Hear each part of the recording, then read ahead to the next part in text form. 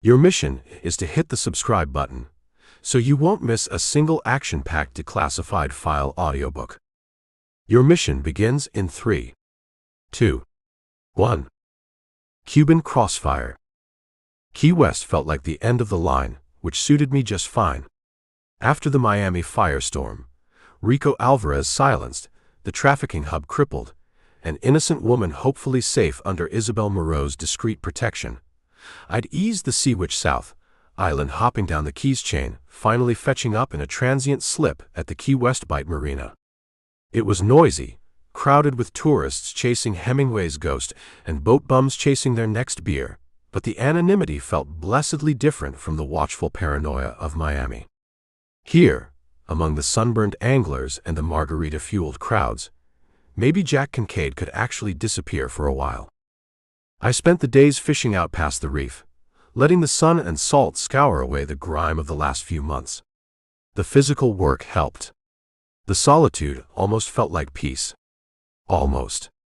But the nights were long, filled with the hum of the generator, the gentle rock of the boat, and the swirling ghosts of Panama, Costa Rica, Miami.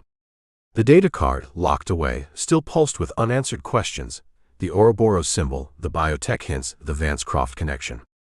Sleeping didn't come easy. Every unfamiliar engine noise in the night, every shadow moving on the dock, brought me instantly awake, hand reaching for the pistol I kept tucked under the mattress. The encrypted call from Sully came on a Tuesday morning, the sky cloudless, the water shimmering under a deceptively benign sun. I was topside, tinkering with a sticking fuel injector, hands greasy, mind blessedly focused on the simple mechanics.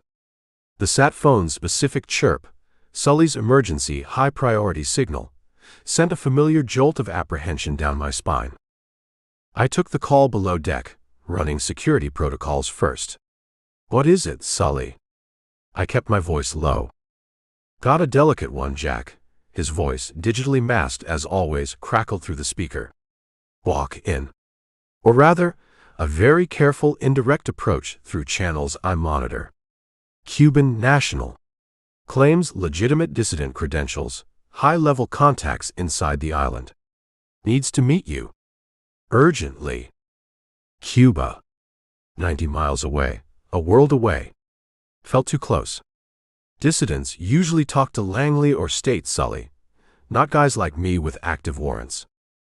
Says official channels are compromised or too slow. Says he needs someone specific. Someone with your unique skill set and history. He mentioned a name, Jack. Said you'd understand the significance. A pause. Marcus Thorne. The wrench slipped from my greasy fingers, clattering onto the cabin sole. Marcus Thorne. A name I hadn't heard spoken aloud in 15 years. A name synonymous with brilliant tradecraft, ruthless pragmatism, and the bitterest betrayal of my early career. My mentor.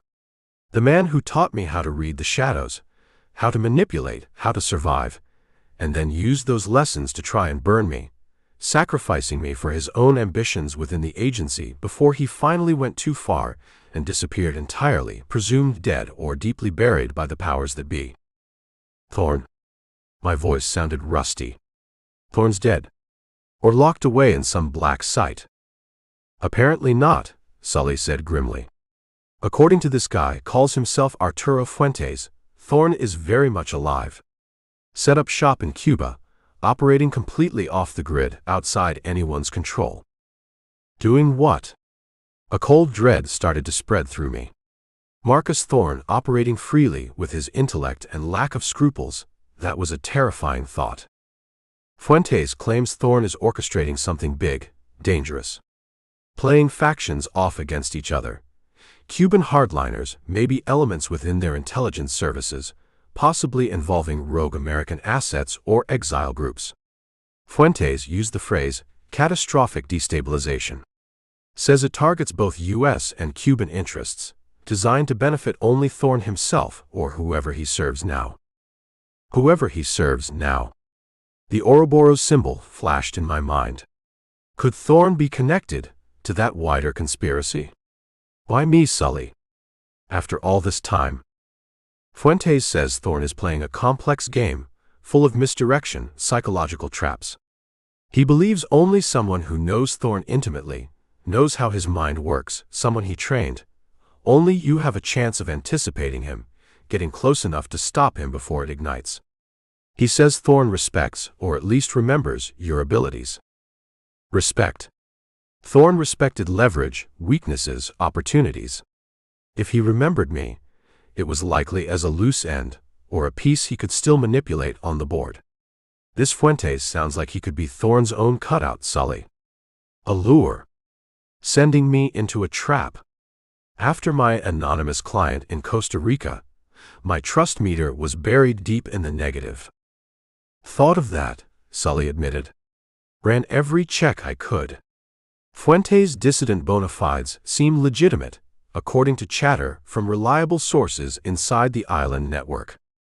He's taken huge risks contacting us. He sounds genuinely desperate. Says time is running out. Where does he want to meet? Key West. Café Almonte. Tomorrow. 10 a.m. Use the recognition phrase, is the Malecon crowded today? He'll respond appropriately. Sully hesitated. Jack. Thorn taught you. He also tried to destroy you. Going anywhere near him. That's walking into the fire. Tell Fuentes I'll be there, I said, my voice flat. My hand rested on the cool metal of the data card in my pocket. Thorn alive. Operating in Cuba. Potentially connected to the Vance Croft network. It felt like the tumblers of some vast, complex lock were finally clicking into place, revealing a pattern I couldn't ignore, however much I wanted to. The past wasn't just haunting me. It was reaching out, pulling me back into the game.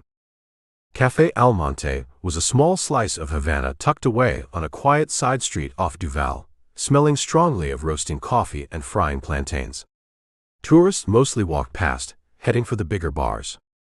I took a small table outside, under a slowly rotating ceiling fan, ordered a cortadito, and watched the sleepy street.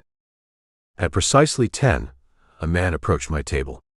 Older, maybe late 60s, thin, with tired eyes behind thick glasses, wearing a slightly rumpled white Guayabera shirt. He looked more like a retired university professor than a high-level dissident risking his life. He carried a worn leather satchel. Is the Malecon crowded today? I asked, keeping my voice neutral. His tired eyes met mine, sharp, intelligent, assessing. Only with ghosts, senor, he replied, the accent cultured Cuban Spanish. May I? He gestured to the empty chair. I nodded. He sat down, placing the satchel carefully on his lap. You are the one they call Kincaid? He asked quietly. I answer to it sometimes. You're Fuentes? Arturo Fuentes, at your service, such as it is. He took a deep breath. Thank you for meeting me. It was difficult to arrange. My contact said you wanted to talk about Marcus Thorn. Just saying the name felt like tasting ash. Fuentes nodded grimly. He is alive, Senor Kincaid. Operating from Cuba. For months now, my network has gathered whispers, fragments. Thorn has established connections deep within certain factions of our government, intelligence services, even the military hardliners. He uses the name El Arquitecto, the architect. He is planning something. What? We don't know the specifics, Fuentes admitted, frustration clear in his voice. That is the problem. Thorn operates through layers of cutouts, misinformation. But we know the goal, chaos. An event, an incident designed to shatter the fragile rapprochement between Cuba and the United States, perhaps trigger a new crisis, a conflict. To what end? Who benefits? Thorn himself, we believe, Fuentes leaned forward, lowering his voice further. Or the shadowy international organization he now appears to represent. Their symbol, he sketched quickly on a napkin, sliding it across the table. My breath hitched. The Ouroboros. The serpent eating its tail, the electronic node at its heart. The same symbol Sully had found buried in Vance's files. It was connected. Thorn works for them? I asked, my mind reeling. Or with them? He seems to have access to incredible resources, technology far beyond anything Cuba possesses. He moves freely, protected at the highest levels. He is building something, manipulating people, playing a game only he understands. And Fuentes met my eyes again. He has mentioned you. Me? Indirectly. References to a promising protege, a past disappointment, someone whose skills he respects. My network believes he anticipates you. Perhaps he even wants you to come after him. A final test. A settling of old scores. Fuentes shook his head. With Thorn, it is always layers within layers. Which is why we need you. You were his student. You know how he thinks, how he operates. You may be the only one who can see through his deceptions before it is too late. He opened his satchel, took out a slim folder. This contains everything we have. Evidence of Thorn's presence, suspected locations, known associates within Cuba, our analysis of the potential threat vectors. It includes credentials, contacts within Havana who can provide limited, extremely discreet assistance. He pushed the folder towards me. Please, Senor Kincaid. Help us. Help Cuba. Help prevent a catastrophe that Thorn seems determined to unleash. I stared at the folder, then at Fuentes' earnest, desperate face. 15 years. 15 years since Thorn's betrayal ripped my career and my trust apart. Now he was back, operating 90 miles from my doorstep, tangled up in the same Ouroboros conspiracy that linked Vance and Croft. It wasn't just the past reaching out. It was the present converging into an unavoidable confrontation. Sully was right. This was walking into the fire. But maybe, just maybe, it was the only way to finally get some answers and stop Marcus Thorn before he burned everything down. Chapter 2. The folder Arturo Fuentes had given me felt heavy as lead ballast in my hands. Back in the relative sanctuary of the Sea Witch's cabin, moored under the deceptively cheerful Key West sun, I spread the contents out on the small chart table. Grainy surveillance photos that might, possibly, show a figure resembling an older Marcus Thorn entering nondescript buildings in Havana. Intercepted communication fragments, heavily coded, hinting at coordination between disparate groups, hardline military factions, shadowy offshore entities. Lists of names, Cuban officials, foreign businessmen, known exiles, some marked with question marks, others with cryptic annotations. And the Ouroboros symbol, appearing sporadically like a watermark on encrypted digital intercepts Fuentes' network had somehow snagged.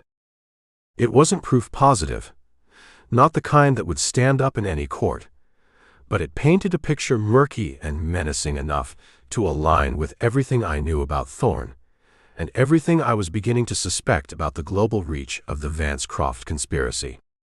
Thorn, alive, operating 90 miles away, pulling strings connected to the same network that had used me, framed me, nearly killed me multiple times over.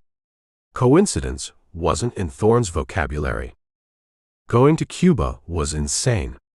A fugitive American with my history, operating without backup in a tightly controlled state, hunting a legendary ghost from the intelligence world. Suicide looked like better odds. But walking away felt impossible now. Thorn was a loose end from my own past, a debt unpaid.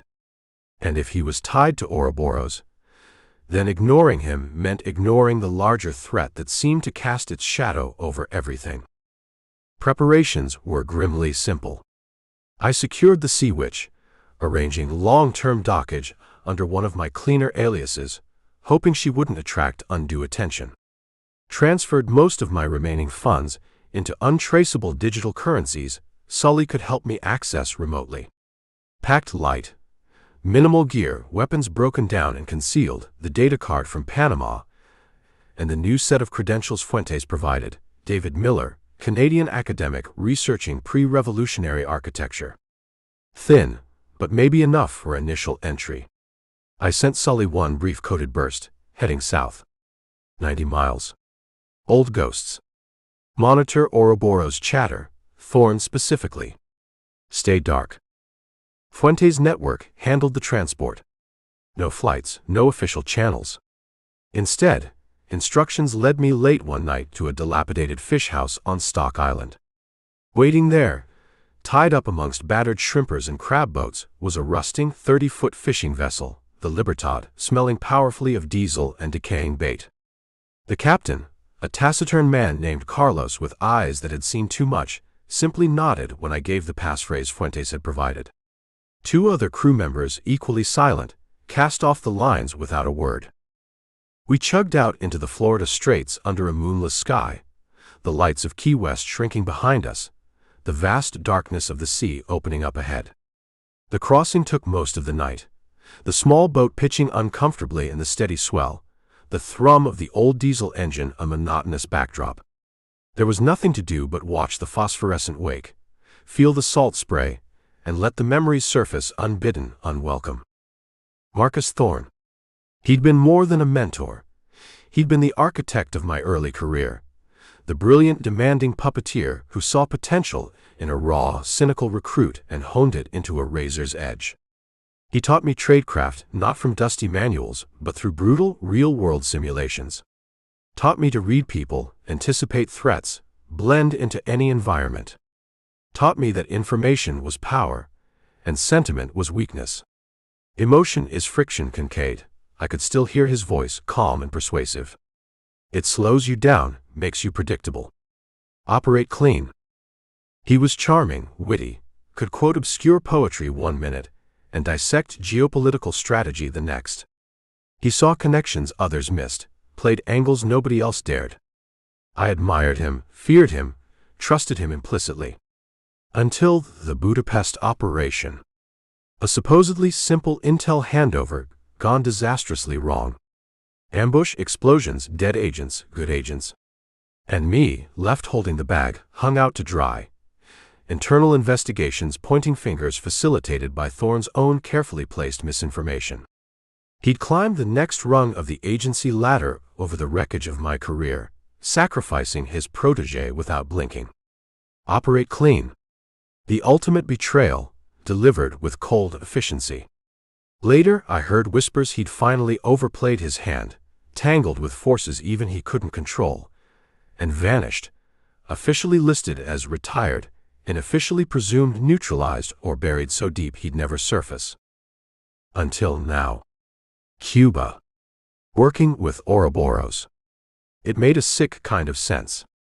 Thorn always chafed under agency restrictions, always believed he saw the bigger picture, that the ends justified any means. A group like Ouroboros, with its global reach, advanced tech, and apparent disregard for national boundaries or conventional morality, it would appeal to his arrogance, his desire to reshape the world according to his own grand design. El Arquitecto. The Architect. A perfect alias for a man who saw people and nations as mere building blocks. The first hint of dawn found us approaching the Cuban coast. Not Havana's iconic skyline, but a low mangrove-fringed shoreline miles west of the city. Carlos cut the engine, letting the Libertad drift towards a hidden inlet. A smaller skiff, showing no lights, emerged from the mangroves to meet us. More silent men, these ones younger, eyes watchful, armed with discreet bulges under loose shirts. They transferred me and my single bag quickly, efficiently. Carlos just nodded, already turning the Libertad back towards the open sea, another transaction completed, no questions asked. The skiff navigated winding channels through the mangroves, finally reaching a muddy landing where an ancient battered Lada Niva waited. The drive into Havana was a jarring immersion into a different world. Crumbling colonial architecture stood beside stark Soviet-era blocks. Vintage American cars, gleaming like museum pieces or held together with wire and hope, shared the road with sputtering motorcycles and overloaded bicycles. The air smelled of sea salt, diesel exhaust, frying food, and damp earth. Propaganda billboards competed with vibrant street art. There was music everywhere, but also a palpable sense of watchful stillness, of things unsaid hovering just beneath the surface. Fuentes' contact, a nervous young man named Miguel who introduced himself as a history student, drove me to a small apartment in Vedado, a once grand neighborhood now faded but still retaining a certain atmospheric charm. The apartment was on the top floor of a appealing Art Deco building, sparsely furnished but clean, with a balcony overlooking a leafy street. "This is safe," Miguel assured me, handing over a local burner phone and a set of keys. Fuentes arranged it. Low profile. The number in the phone is for emergencies only, connects to our network contact. Use public phones for anything else. Be careful, Senor Miller. He used my alias. Havana watches. Especially now. Especially strangers asking questions. He seemed eager to leave. Alone in the apartment, the sounds of Havana drifting up from the street, vendors calling, music playing, old cars rumbling past. I stood on the balcony, looking out at the city bathed in the softening late afternoon light. Somewhere in this sprawling, complex city, Marcus Thorne was pulling strings, playing his deadly game. El Arquitecto. The ghost from my past was real, and he was waiting. The sense of foreboding was a physical weight, heavier than the humid Caribbean air. The game was afoot, whether I wanted it or not, played on his home turf this time. And Thorne never liked to lose. Chapter 3. Havana pulsed with a rhythm entirely its own, a captivating, frustrating mix of vibrant life and slow decay. Days settled into a cautious routine. I explored the city on foot, as David Miller, the Canadian academic, ostensibly researching the evolution of Cuban architecture from colonial grandeur to revolutionary pragmatism. Vedado, with its fading mansions and leafy streets, Habana Vieja, a stunning crumbling museum piece thronging with tourists and hustlers, Centro Habana, noisy, crowded, intensely alive. I carried a sketchbook, took photos with a cheap digital camera, looked like just another slightly bewildered academic trying to make sense of it all. Inside, every nerve was humming, scanning faces, watching reflections in shop windows, listening to the cadence of conversations drifting from open doorways. Surveillance here wasn't just electronic. It felt woven into the social fabric, a city accustomed to watching and being watched. My academic cover needed refinement if I was going to get anywhere near Thorne, or El Arquitecto, as Fuentes' network called him. Researching crumbling facades wouldn't cut it. I shifted Miller's focus. Now he was fascinated by modern Cuban projects, particularly state-funded secure facilities, seeking to understand how revolutionary ideals translated into contemporary defensive or clandestine architecture. It was thin, academic jargon mostly, but it gave me a pretext to ask questions that might brush against the edges of Thorne's hidden world. Fuentes' folder contained a short list of potential contacts, none guaranteed, all carrying significant risk. I started with the least overtly dangerous, a librarian named Sofia, working deep within the archives of the Biblioteca Nacional, Jose Marti. Miguel, the nervous student who'd met me initially, facilitated the introduction with a coded reference. Sofia was older, sharp-eyed, with an air of profound disillusionment hidden behind professional politeness. We met among dusty stacks of periodicals. "Senor Miller," she greeted me quietly, not making eye contact for more than a second. "Miguel said you were interested in construction records. Post-revolutionary period? Specifically, state-funded projects from the late Cold War era onwards," I elaborated, keeping my voice low. "Secure installations, communications bunkers, command centers. My research compares design philosophies." I slid a list across the table, mostly legitimate known Cold War sites, but with one addition: the vague designation for the restricted military zone west of Havana that Fuentes' intel suggested might be Thorne's base. And any unusual large-scale projects funded more recently, perhaps under non-standard budget lines. Sophia scanned the list, her expression carefully blank. When she got to the restricted zone designation, her eyebrow flickered almost imperceptibly. Accessing records for active military zones is problematic, she stated flatly. Requires highest-level clearance. And recent project budgets are often classified state security priority. Of course, I said, playing the naive academic. But perhaps in classified manifests. Supply logs for construction materials delivered to those zones. Geological survey reports from the areas prior to development? Sometimes, I added conspiratorially, the mundane details reveal more than the official blueprints. She considered this, tapping a long finger on the worn library table. Perhaps, she conceded after a long silence. Such records, if they exist and weren't purged, would be deep in the ministry archives. Difficult. Time-consuming. She finally met my eyes.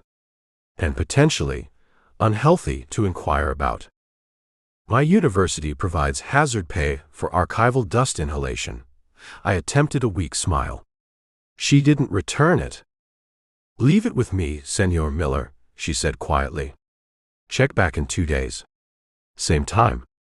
She turned and disappeared back into the labyrinth of shelves, leaving me with the distinct feeling I'd just handed her a lit stick of dynamite.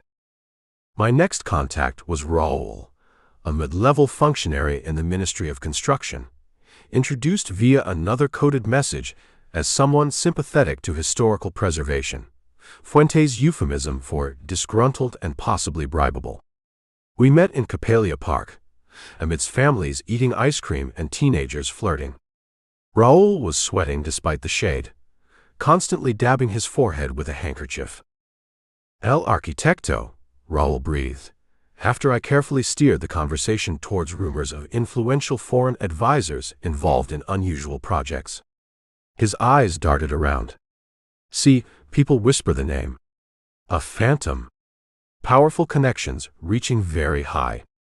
Military, intelligence, even certain party officials. He lowered his voice. They say he directs projects outside the normal channels. Funding appears from nowhere. Classified budgets allocated to initiatives with no clear purpose. What kind of projects? Who knows? Advanced communications networks, they say. Secure facilities. There was talk, he leaned closer, his voice barely audible, about massive excavation work starting last year at the old Cayo Libertad facility. West of the city. Supposedly decommissioned Soviet missile base.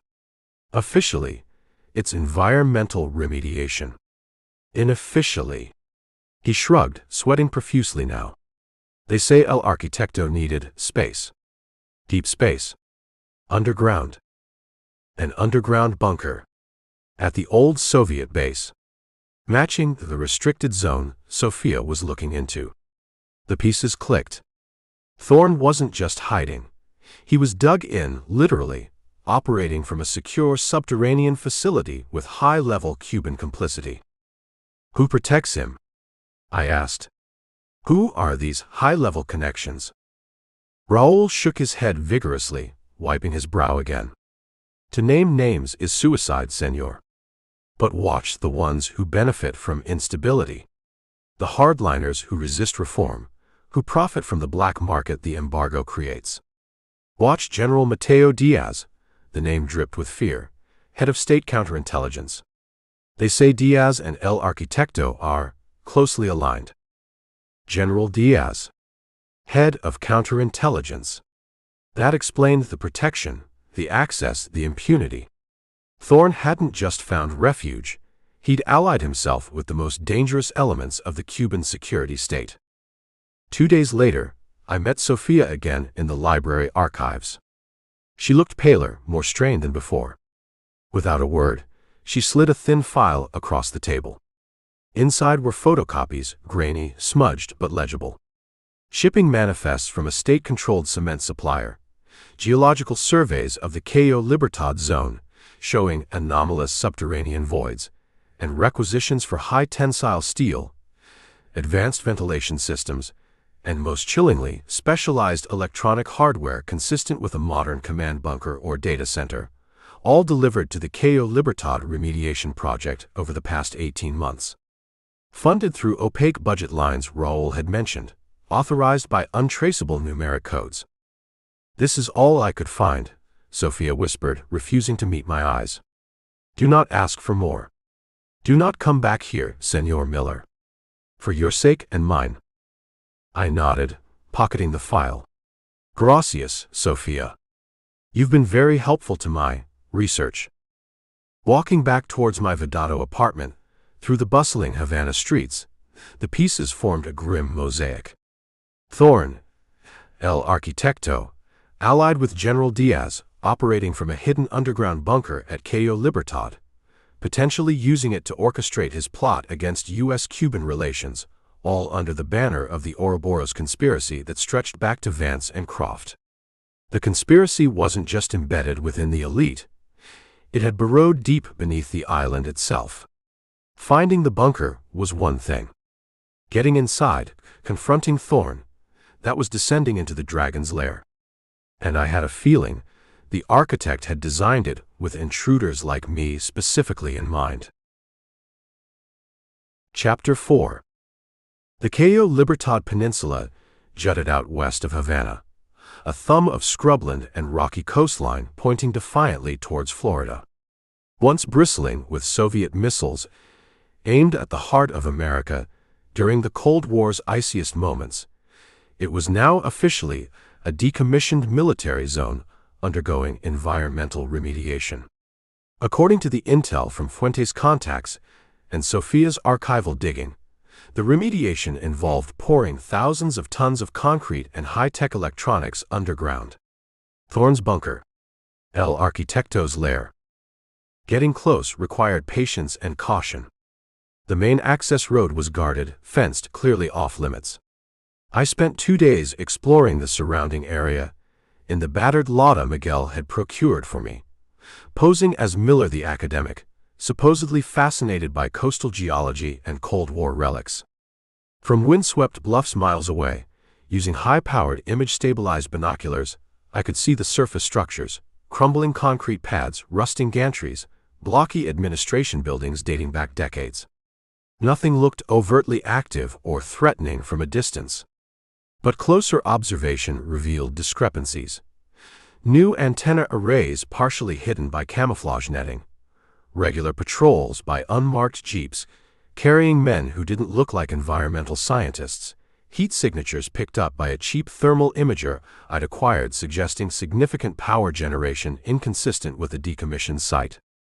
The real defenses were subtle, likely electronic, and undoubtedly lethal. Direct observation wasn't getting me much more. I needed to get closer to the perimeter itself, probe for weaknesses, maybe find surveillance blind spots or infiltration routes beyond the main gate. Leaving the Lada hidden miles away, I spent a long hot afternoon hiking through the thorny scrub and dense coastal hammock that bordered the restricted zone's southern edge, moving slowly, staying low, scanning constantly. The official perimeter fence here was old, rusted in places, occasionally patched. Not a serious obstacle in itself. The real defense lay beyond it, open ground, likely monitored by sensors, cameras, maybe worse. I found a spot offering good concealment in a cluster of sea grape trees overlooking a dilapidated guard shack near a secondary disused gate. The shack looked empty, abandoned years ago. Perfect spot to set up for longer observation, maybe wait for nightfall. As I settled in, scanning the fence line, the guard shack, the heat-hazed landscape beyond, something caught my eye. Not movement. Something out of place. Tied to a single strand of the rusted barbed wire on the fence, maybe 50 yards to my left, was a small knot. Not just any knot. A clove hitch, tied with faded blue paracord, secured with a specific double-locking tuck. My blood ran cold. It wasn't random. It wasn't accidental. It was a marker. A specific signal Marcus Thorne had drilled into us during advanced fieldcraft training 15 years ago. A way to mark a cache site, a trail marker, or a message waypoint. Used only in specific circumstances, signifying direct personal communication between handler and agent, or between two highly trained operatives who shared the same obscure playbook. Tied here, on the perimeter of his suspected base, It could only mean one thing. Thorn knew I was here. He wasn't just waiting behind his defenses. He was reaching out, starting the game on his own terms. Fury warred with a grudging, sick sense of inevitability. This was classic Thorn. Arrogant, manipulative, turning even his own security into part of a psychological test for his errant protégé. I scanned the area around the knot with renewed intensity. Was it trapped? Was this leading me into an ambush? Thorn wouldn't make it easy. Following his old protocols, the knot itself wasn't the message, it was the pointer. It indicated a direction and distance to the actual cache or next signal. Using my compass, aligning the knot's orientation with specific landmarks Thorn always favored, highest natural point, most unusual geological feature, I calculated the vector. It pointed roughly north by northwest, deeper into the restricted zone, towards a distinctive rocky outcrop about 200 yards inside the fence. Getting there meant crossing that open monitored ground. Risky as hell. But ignoring the signal, trying to find my own way in while Thorn knew I was here and was actively playing games, that felt even riskier. He controlled the board right now. I had to play along, anticipate the traps, try to turn his own game against him. Waiting until the sun dipped low, casting long shadows, I moved. Cut the fence silently near the knot marker, slipped through, then moved in a low crawl across the open ground, using sparse patches of scrub and shallow depressions for cover, pausing frequently to scan for sensors or patrols. Reaching the rocky outcrop felt like crossing a minefield. Thorn wouldn't make the next clue obvious. I searched the base of the rocks, the crevices, the patches of dry grass. Nothing. Then I remembered another of his lessons. Always look where they expect you least, Kincaid. Especially up. I tilted my head back, scanning the weathered rock face above me. And there it was. Wedged into a narrow crack about 10 feet up, almost invisible unless you knew exactly what to look for, was a small, Tarn-X-cleaned, pre-1962 U.S. penny, head side out. Another signal from our shared past.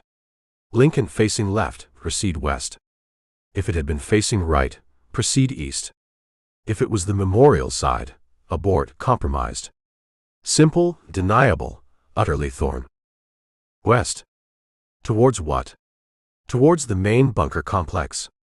Or towards another test, another memory deliberately invoked. I pulled out my own map, cross-referenced the terrain. West from here led towards the crumbling remains of the old Soviet barracks and command center, further away from the suspected new bunker construction. A misdirection?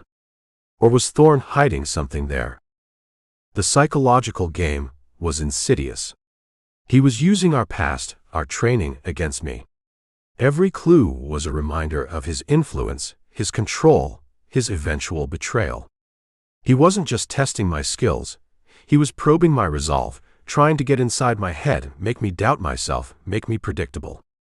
He wanted me to follow his breadcrumbs, react the way he expected me to react.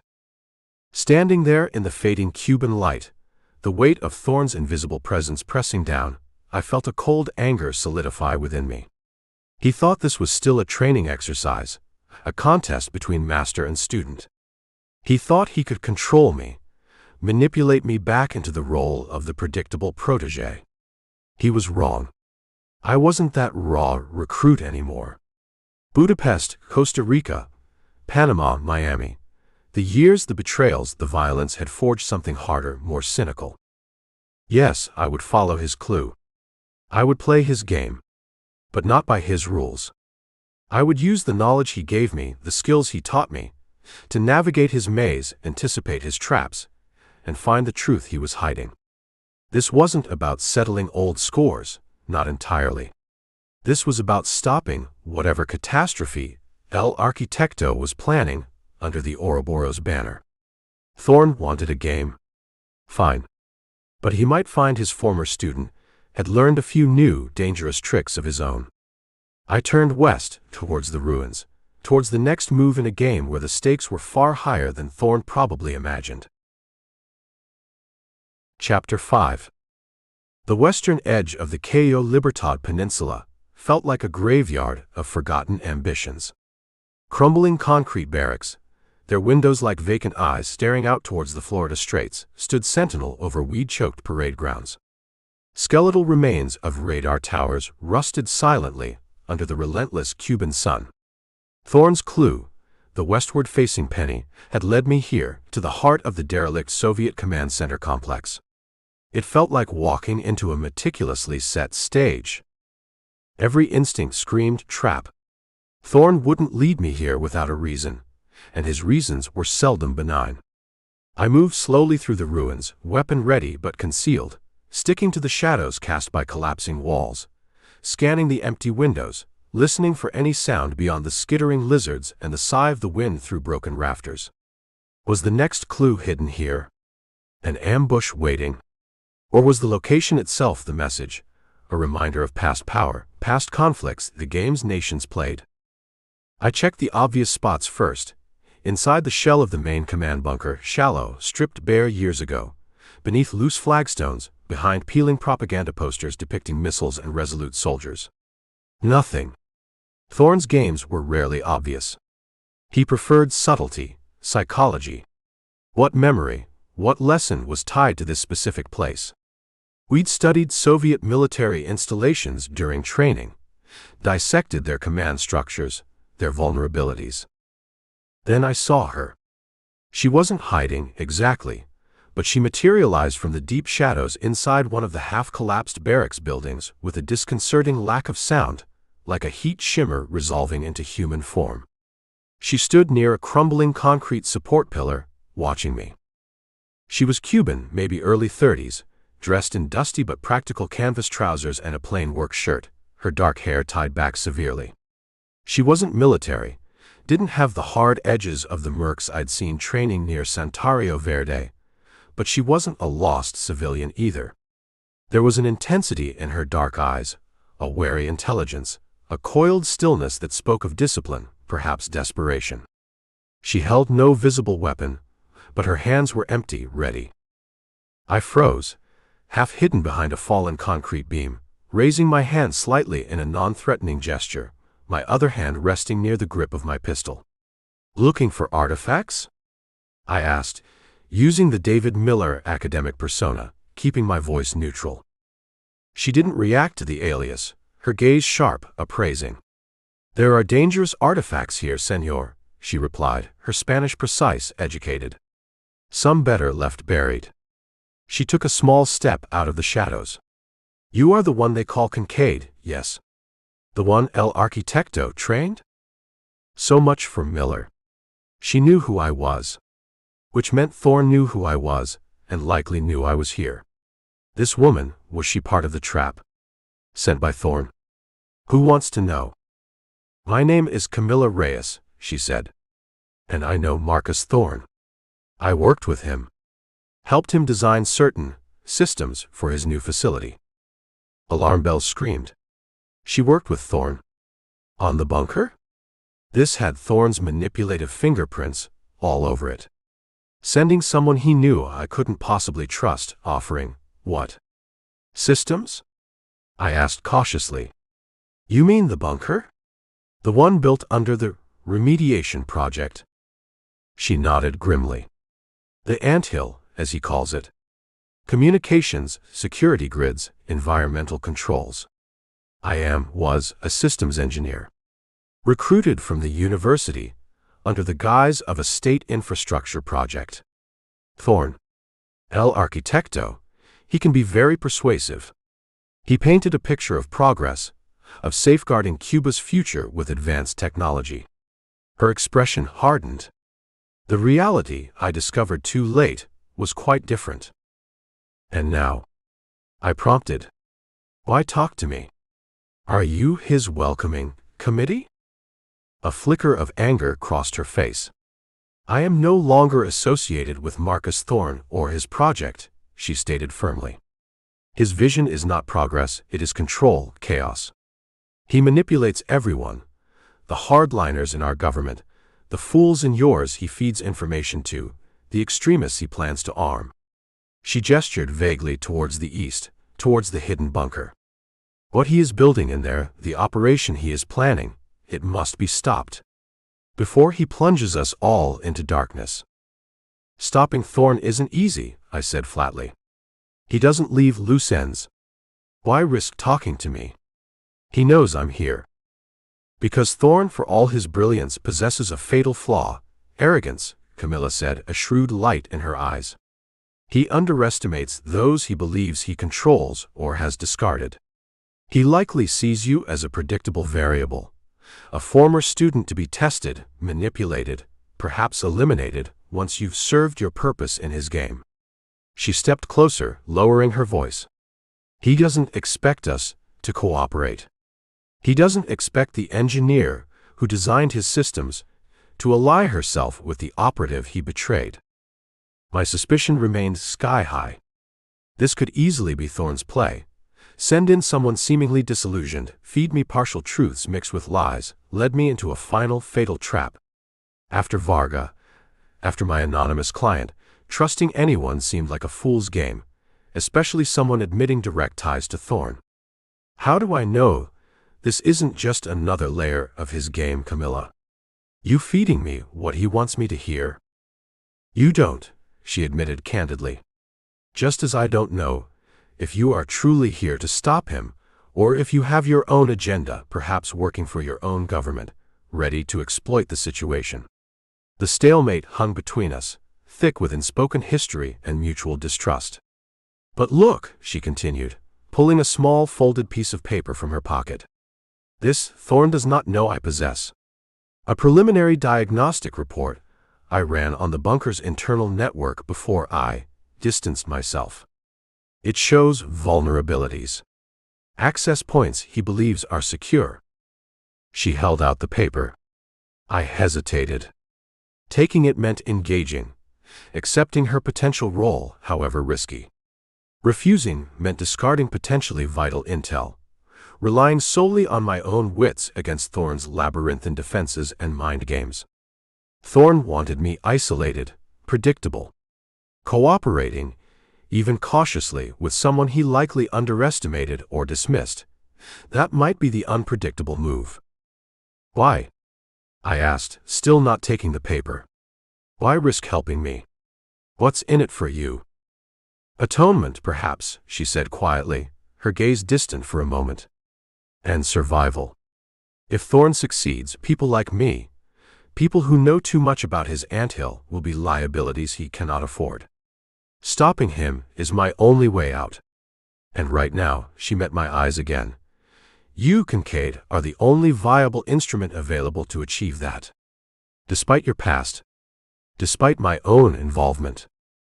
I studied her face, searching for the lie, the tell. Found nothing but intelligence, desperation, and maybe, just maybe, a sliver of genuine conviction.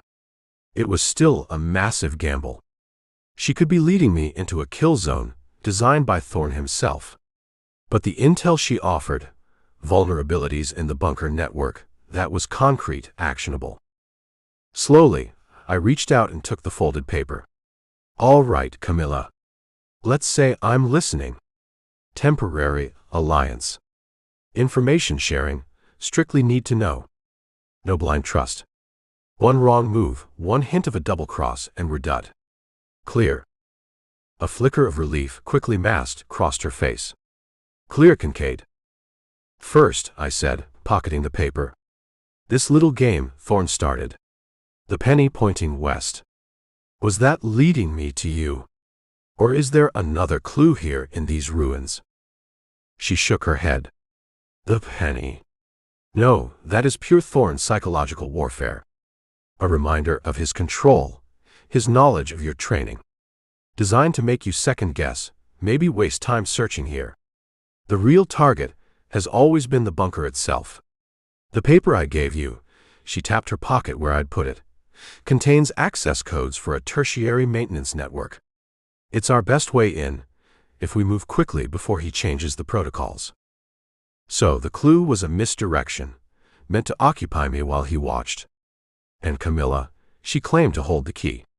Ally or enemy? The question still hung heavy in the air, unanswered. But now, holding the folded paper, the possibility of actually penetrating Thorn's fortress had materialized.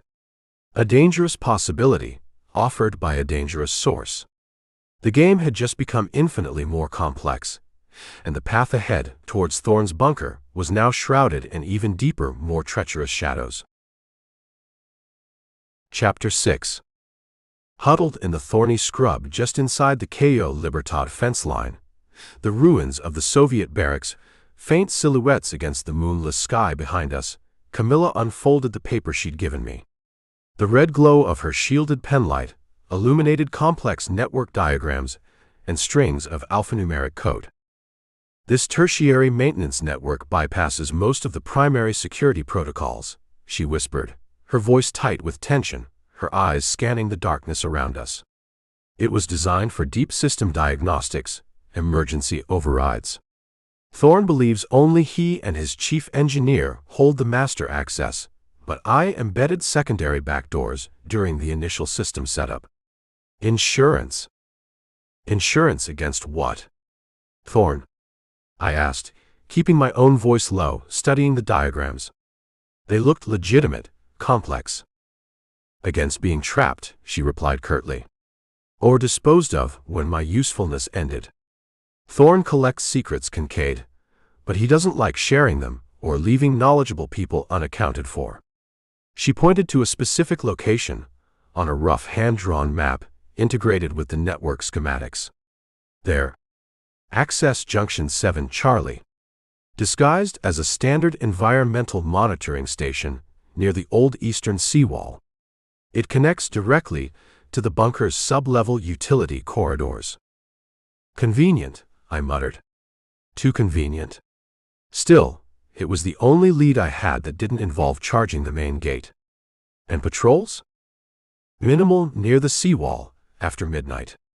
They rely on seismic sensors and thermal imaging, focused further inland. The maintenance network access should, she stressed the word slightly, be shielded from the main security grid if we use these entry protocols precisely. We moved like ghosts through the overgrown landscape, navigating by compass and Camilla's memory. The sounds of the jungle replaced by the whisper of wind off the sea and the distant crash of waves against the rocky shore. The air grew cooler, damper. We found the environmental monitoring station easily enough. A small, weathered concrete plinth, topped with innocuous-looking sensors, identical to dozens scattered across decommissioned military sites worldwide. Camilla knelt beside it, running her fingers along the base until she found a near-invisible seam. Using a specialized magnetic key, she popped open a hidden panel, revealing a shielded keypad and data port. Her fingers flew across the keypad, entering the complex sequence from her notes. A low hum emanated from the plinth, and a section of the concrete beside it slid silently downwards, revealing a dark, narrow opening and steep metal rungs descending into blackness. Cold, stale air, smelling faintly of ozone and damp concrete, wafted up. After you, Camilla asked, a hint of challenge in her voice. Wouldn't miss it, I replied, unclipping a compact flashlight from my pack. I swung onto the rungs, descending into the earth, pistol held ready. Camilla followed, pulling the heavy concrete hatch closed above us with a soft thud that echoed ominously in the confined space. We were inside Thorn's world now. The maintenance tunnel was cramped, utilitarian, pipes, conduits, junction boxes lining the walls. We moved quickly, Camilla guiding us through the labyrinth, occasionally consulting her tablet, presumably monitoring network traffic, looking for signs of detection. The silence was absolute, broken only by our soft footsteps and the low hum of distant machinery. Twice we froze as heavy footsteps echoed from intersecting corridors above or below us, flattening ourselves into alcoves until they passed. The bunker felt alive, watchful. Camilla led us to another access panel, this one leading out of the utility network into what felt like a more finished section of the bunker. Polished concrete floors, recessed lighting strips, heavy blast doors spaced along the corridor. High-tech, sterile, functional. It felt less like a bunker, more like an underground corporate research facility. Or a prison. Where are we going? I whispered, acutely aware of the fisheye lens of a security camera sweeping the corridor ahead. Logistics and planning, Camilla breathed back. Sub-level 2. If Thorn is moving hardware or planning operations, the details might be there. Less secure than his personal command center on sub-level 4, but potentially accessible. She seemed to know the layout intimately. How much had she really distanced herself from Thorn? The question hammered relentlessly at my ingrained suspicion. We bypassed elevators, sticking to emergency stairwells, encountering no one. Reaching sub-level 2, Camilla used another code sequence on a keypad, opening a door marked Logistics Coordination. The room inside was dominated by workstations, large monitors displaying shipping routes and inventory lists, and corkboards covered in maps and coded notations. Empty now, but clearly a hub of recent activity. While Camilla moved immediately to a terminal, plugging in her decryption device again, I scanned the physical documents left out, printouts, notebooks, manifests. Most of it was disguised: mining equipment, water purification systems, generator parts, routed through front companies in Panama, Cyprus, Eastern Europe. Standard obfuscation. But one set of documents, tucked under a seemingly innocuous folder labeled Fente Fantasma, Proyección Final, caught my eye. Phantom Front. An obscure, ultra-nationalist Cuban exile group, known more for virulent rhetoric than actual capability. Why would Thorn be tracking them? I opened the folder. Inside weren't projections, they were manifests. Detailed lists of serious hardware: heat rockets, portable surface-to-air missile systems, encrypted communication gear, plastic explosives, advanced sniper rifles with thermal scopes. Far beyond anything a group like Fente Fantasma should possess. Attached was a maritime chart highlighting a specific rendezvous point in international waters just north of the Yucatan Channel, and a detailed timeline. Transfer date, less than 36 hours from now. Camilla, I said urgently, holding up the manifest. Look at this. She glanced over from the terminal she was working on, her eyes widening as she scanned the list of weaponry. Dios mío, she whispered. Fente Fantasma. They are lunatics, Castro-era dinosaurs dreaming of another Bay of Pigs. Arming them with this would ignite a firestorm, I finished. A direct attack on Cuba launched with advanced weaponry, looking like it originated from US-based exiles. It fits Thorn's destabilization playbook. Create chaos, force a US-Cuba confrontation, shatter the diplomatic progress. The Ouroboros plan, executed with Thorn's typical ruthless complexity.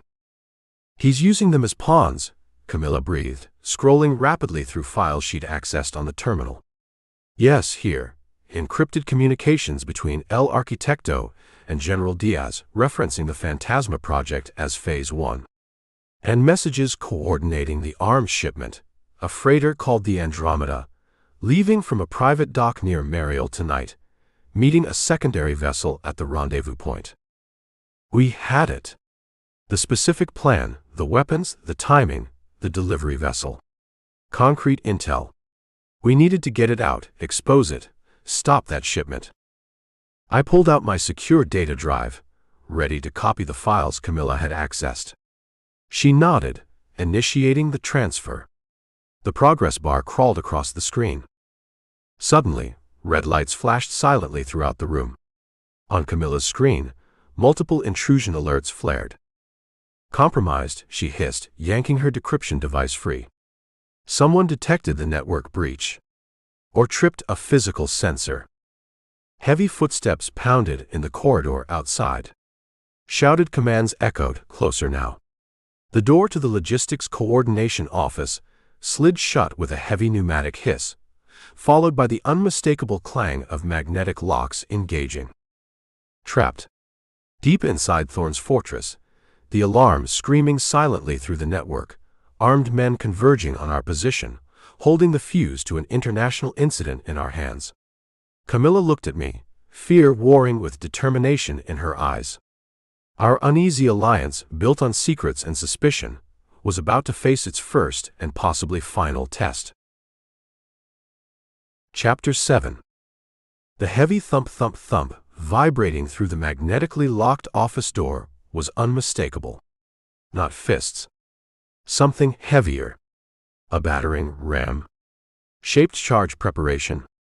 Thorne's people weren't knocking politely. Red emergency lights pulsed rhythmically, casting the high-tech logistics coordination room in a hellish strobe effect, reflecting off Camilla's wide, seemingly panicked eyes. "They found us," she breathed, backing away from the door, fumbling with the data drive I just handed her to copy the arms transfer files onto her more advanced decryption tablet. "The network alert. It must have pinpointed our access." "Forget the copy," I snapped, grabbing my own secure drive, containing the only confirmed intel on the Andromeda shipment, and shoving it deep into an inner pocket. My eyes swept the room, searching for an escape route, any kind of leverage. Reinforced concrete walls, the now sealed heavy door, ceiling vents too small to crawl through. A couple of sturdy metal desks.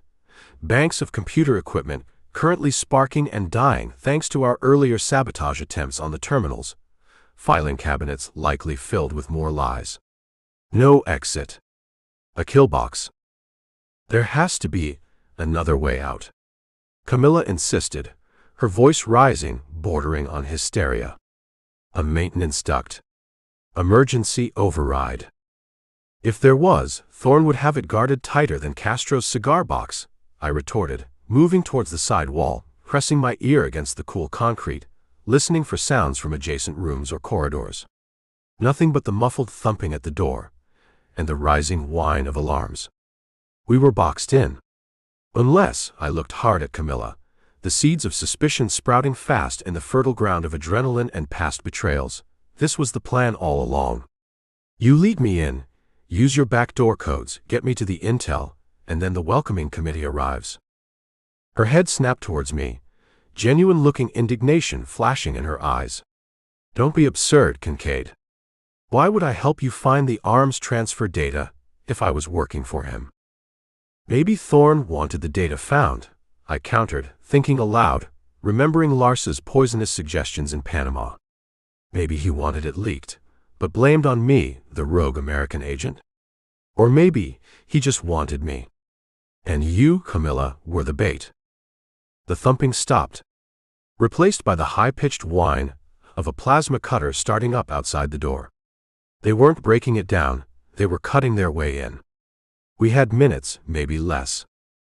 "That's insane," Camilla protested, but her eyes darted nervously towards the door, then back at me, a flicker of something unreadable in their depths.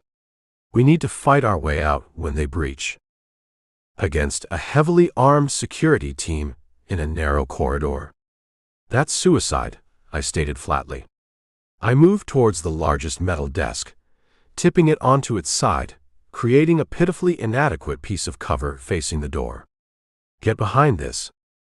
She hesitated for a fraction of a second, then seemed to make a decision, her earlier panic evaporating, replaced by a chillingly familiar calm I suddenly recognized. The same calm Marcus Thorne projected just before checkmate. "You're right, Kincaid," she said, her voice different now, smoother, devoid of fear. "Fighting them directly is suicide." She reached inside her practical work shirt, and her hand came out holding not her pistol, but a small, flat device that looked like a modified taser or stun gun. Which is why El Arquitecto prefers a more elegant solution. Before I could react, before the full implication of her words and the weapon hit me, she lunged. Not with the fury of a cornered ally, but with the precise, economical movement of a trained operative executing a pre-planned maneuver. I tried to bring my pistol up, but she was inside my guard, jamming the stun device hard against my side, just below the ribs where the bullet graze from Miami still ached. A massive jolt, far stronger than any standard police-issue taser, slammed through my body. My muscles locked instantly, spasming uncontrollably. My vision exploded in white-hot stars. The pistol clattered from my numb fingers. I collapsed like a ton of bricks, hitting the polished concrete floor hard, conscious but utterly paralyzed, every nerve screaming in agony. Through the haze of pain and flashing lights, I saw Camilla step back, calmly pocketing the stun device. She looked down at me, not with triumph, not with anger, but with a kind of detached, almost regretful professionalism. "He sends his regards, Jack," she said quietly, using my real name for the first time. "He really did admire your potential. Such a waste." The plasma cutter outside sliced through the last section of the door lock. With a screech of protesting metal, the heavy door was forced inwards. Figures in black tactical gear, armed with assault rifles, visors down, flooded into the room, fanning out, weapons sweeping the space. They saw me twitching uselessly on the floor, saw Camilla standing calmly beside me. One of the armored figures, clearly the team leader, looked at Camilla, then at me, then back at her. He gave a curt nod. "Status." His voice was electronically distorted. "Target secured, alive, as ordered," Camilla reported crisply, all traces of the disillusioned engineer gone. She was one of them. Or worse, she was Thorne's personal agent, playing a role crafted by the master manipulator himself. The codes, the infiltration route, the discovery of the arms data, all of it orchestrated. A game within a game, designed to lure me here, confirm the leak, and deliver me gift-wrapped to my former mentor. The ultimate psychological victory for Thorne. "Package is ready for transport to level 0, Camilla continued, gesturing towards me. "El Arquitecto is waiting." Rough hands grabbed me, hauling my unresponsive body up. My muscles still spasmed, refusing my commands. I felt a blindfold slipped over my eyes, my remaining weapons stripped away, my hands secured painfully behind my back. I was dragged out of the office, stumbling, helpless, hearing Camilla's calm voice giving orders to the tactical team behind me, securing the scene, probably erasing any trace of her cooperation with me. Betrayed. Again. Not by a desperate ally this time, but by a calculating enemy wearing a mask of camaraderie. Played like a pawn by the Grand Master himself, Marcus Thorne. As they dragged me through the cold, sterile corridors of the bunker, deeper into the earth, towards the level 0 where Thorne waited, the full weight of his manipulative genius and my own foolishness in daring to trust anyone connected to him crashed down on me. The game wasn't just psychological anymore. I was physically captured, disarmed, heading towards a face-to-face confrontation with the man who had shaped me, broken me, and now, it seemed, intended to finish the job. Chapter 8. The journey downwards was swift, brutal. Dragged through sterile corridors, the metallic tang of filtered air sharp in my nostrils, the low thrum of powerful machinery vibrating through the concrete floor. My body, still reeling from Camilla's high-voltage parting gift, felt like a useless sack of meat hauled by efficient automatons in black tactical gear. The blindfold robbed me of sight, but not sensation. The slight changes in air pressure, the hum of elevators descending, the disorienting turns. Level 0 sounded final. Finally, the movement stopped. A heavy door hissed open.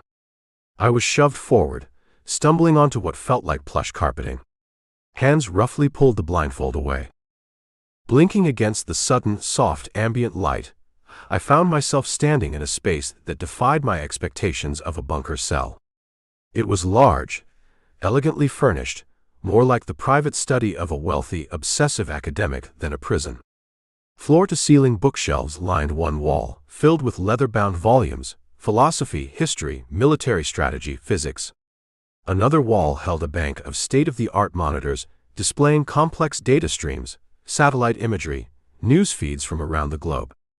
A large mahogany desk stood near a viewport of reinforced glass that looked out onto nothing, just the raw, excavated rock face of the bunker's outer shell, dramatically lit. And sitting behind the desk, nursing a crystal tumbler half filled with amber liquid, was Marcus Thorne. 15 years hadn't softened him. He was older, of course, leaner, his dark hair now heavily streaked with gray, but the eyes were the same, piercingly intelligent, unsettlingly calm, missing nothing. The faint scar near his left temple, souvenir of an old operation in Beirut we'd barely survived, seemed more pronounced. He wore a simple, impeccably tailored gray tunic, radiating an aura of absolute control, of quiet, unshakable confidence. Beside him stood Camilla Reyes, her expression carefully neutral as she met my gaze briefly before looking away. "Report," Thorne said, his voice unchanged, that same smooth, persuasive baritone I remembered from countless training sessions and late-night debriefs. "Subject secured, Arquitecto," Camilla replied formally. "He penetrated sub-level 2, accessed logistics coordination. Attempted data exfiltration, neutralized during breach containment." She placed my secure data drive, the one with the Serpiente Emplumata plans, on the desk beside Thorne's glass. "Excellent work, Camilla," Thorne said, his eyes still fixed on me. "Your loyalty is noted and will be rewarded. You may leave us." She nodded once, gave me one last unreadable glance, and exited silently, the heavy door hissing shut behind her, leaving me alone with my ghost. Thorne gestured towards a leather armchair opposite his desk. My guards, still flanking me, remained impassive. "Sit, Jack," Thorne invited, as if we were resuming a long-interrupted tutorial. "You look taxed. The years haven't been entirely kind, have they?" My muscles still felt shaky, unreliable from the stun charge, but I refused to show weakness. I ignored the chair, remained standing. "You look pretty comfortable for a dead man, Marcus." He chuckled softly, swirling the liquid in his glass. "Probably expensive single malt." Thorne always had expensive tastes. Reports of my demise were, as they say, greatly exaggerated. Or perhaps, conveniently accepted by those who found my methods inconvenient. Retirement offers certain freedoms, wouldn't you agree? "Depends what you retire into," I shot back, nodding towards the monitors displaying global data feeds. "Looks like you just traded one set of masters for another. Ouroboros, isn't it?" I watched for his reaction to the name. Barely a flicker. "An organization with a more pragmatic view of global stability than the crumbling nation-states you still cling to," he replied smoothly. "A necessary evolution. Someone has to manage the chaos, Jack. Someone has to architect the future, prevent the inevitable descent into barbarism driven by petty nationalism and competing ideologies. By arming extremist lunatics like the Fente Fantasma? By triggering a war between the US and Cuba?" I scoffed, anger simmering beneath my forced calm. "That's your grand vision? More chaos, more blood." "Chaos is merely a tool," Thorne explained patiently, like instructing a slow student. "A catalyst. Sometimes, corrupt or stagnant structures must be swept away to allow for new growth. Sacrifices," his eyes held mine, a subtle reference to Budapest hanging between us, "are necessary for the greater good. You, of all people, should understand that. There was no greater good in Budapest, Marcus.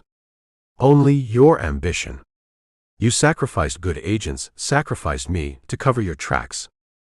"Budapest was a lesson," Thorne corrected softly. "A demonstration that sentiment, loyalty to individuals over the objective, is a fatal flaw. You were compromised by emotion, Jack. Predictable. I merely facilitated the inevitable outcome and salvaged the larger operation. It made you harder, didn't it? Better." The sheer arrogance, the utter lack of remorse choked me. "It made me see you for what you are," I spat. "A user. A manipulator who sees people as pawns. And are we not all pawns in larger games?" Thorne countered, taking a sip of his drink. "Governments, corporations, ideologies, they all use us, Jack. Ouroboros simply acknowledges this reality and seeks to manage the game more effectively for the long-term stability of the system itself. A guiding hand, ensuring balance." He leaned forward slightly. "You could be part of that, Jack.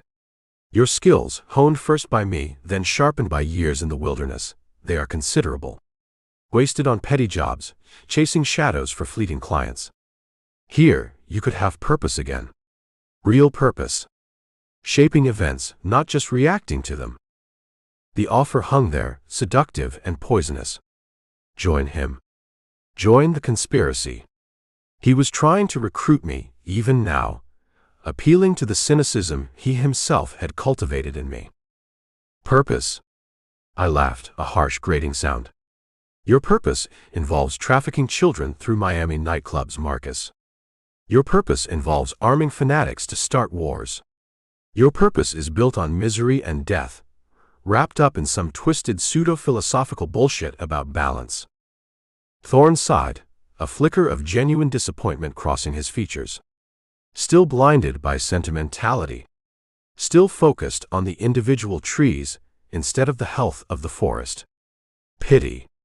He picked up my data drive from the desk, turning it over in his fingers.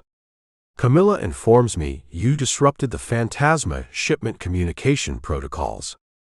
Annoying. A temporary setback, easily rectified through alternate channels. But your possession of this data, he tapped the drive, is problematic. He looked at me, his expression hardening, the mask of the reasonable intellectual falling away, revealing the predator beneath. I had hoped this reunion might be productive. That you might finally see the logic of my position. But clearly, your loyalties remain misplaced. My loyalty is to not letting bastards like you burn the world down for profit or ideology, I growled, bracing myself. Thorne nodded slowly. So be it.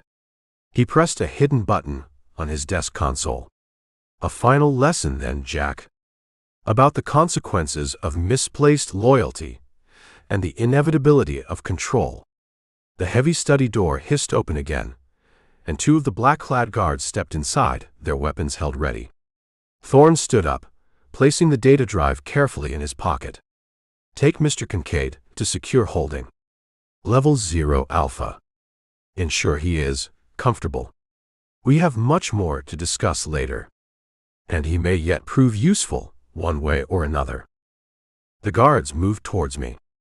I didn't resist. Physically, I was still depleted. Mentally, the confrontation had drained me. But as they hauled me out of Thorne's sanctum, back into the cold reality of the bunker corridors, one thought burned clear. Thorne believed he had won, believed he still controlled the game. His arrogance, as Camilla had pointed out, might just be his only weakness. And my only hope. The face-to-face was over. The real battle for survival, and maybe for stopping Thorne, was about to begin. Chapter 9. Level 0 Alpha wasn't a dungeon, not in the classical sense. Thorne wouldn't be so crude. It was a sterile, windowless box, carved deep into the bedrock beneath Cayo Libertad. Featureless gray walls, seamless floor, a low cot bolted to the wall, a simple toilet sink unit in the corner. No sharp edges, no obvious weaknesses. The air hummed faintly with the bunker's life support. A single camera lens, dark and unblinking, was embedded high in one corner. The heavy steel door was solid, electronically locked, with only a small, reinforced slot near the bottom for food trays. Designed for psychological isolation, sensory deprivation, breaking a prisoner down through sheer monotonous control. Classic Thorne. He likely assumed I was broken already, reeling from Camilla's betrayal, overwhelmed by his philosophical justifications back in the study. He probably pictured me pacing, raging, succumbing to despair. Thorne always believed he understood his students completely, anticipated their reactions. That arrogance, that utter certainty in his own manipulative genius, that was his mistake. He taught me too well how to observe, how to find the cracks in any system, physical or psychological.